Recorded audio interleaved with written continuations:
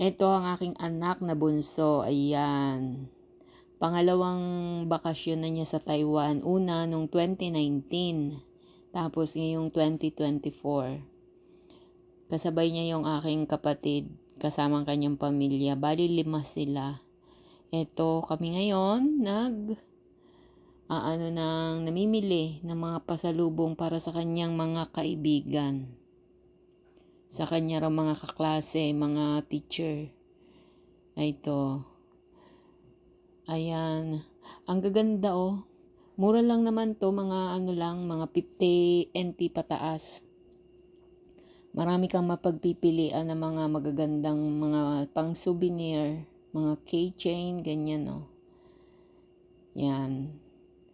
So, eto na. Ayan, ang dami oh. Mga map ng Taiwan, iba-ibang design.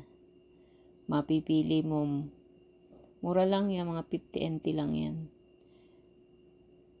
Pangalawang balik na nito ng anak ko. Mura lang naman na mag-travel sa Taiwan. Yung pamasahe, lalo na maanuhan mo yung promo. Pero ang mahal lang dito yun. Yung mga expenses pagdating dito, wag mo na i-convert.